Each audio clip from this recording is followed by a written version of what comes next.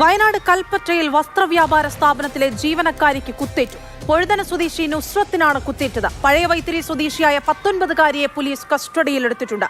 ആക്രമണത്തിന്റെ CCTV ദൃശ്യം പുറത്തുവന്നു.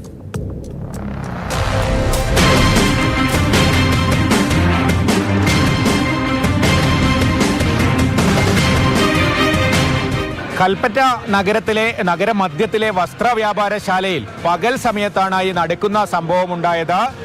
ടെക്സ്റ്റൈൽസിലേക്ക് എത്തിയ ഒരു വിദ്യാർത്ഥിനി അവിടുത്തെ സെയിൽസിൽ ജോലി ചെയ്യുന്ന നുസ്രത്ത് എന്ന സ്ത്രീയെ കത്തി ഉപയോഗിച്ച് മുഖത്ത് കുത്തുകയായിരുന്നു.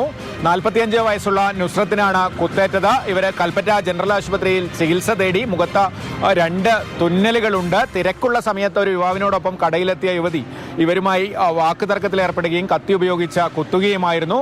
ഈ കുത്തിയ 19 വയസ്സുള്ള വിദ്യാർത്ഥിനിയെ കൽപ്പറ്റ പോലീസ് കസ്റ്റഡിയിലെടുത്തിട്ടുണ്ട്. ഇതുമായി ലഭിക്കുന്ന വിവരമനുസരിച്ച് ഈ വിദ്യാർത്ഥിനി ഈ സ്ത്രീയുടെ മകനെ വിവാഹം കഴിക്കാൻ ആഗ്രഹിച്ചിരുന്നു. എന്നാൽ നുസ്രത്ത് ഈ വിവാഹത്തെ എതിർത്തതിലുള്ള വൈരാഗ്യമാണ് ഈ കത്തിക്കുത്തിലേക്ക് നയിച്ചത് എന്നാണ് ലഭ്യമാകുന്ന വിവരം.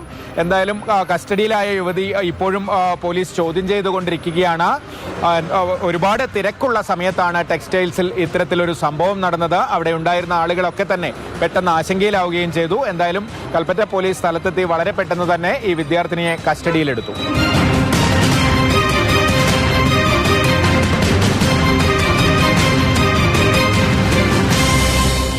കമൽ, മാതൃഭൂമി ന്യൂസ്, വയനാട്.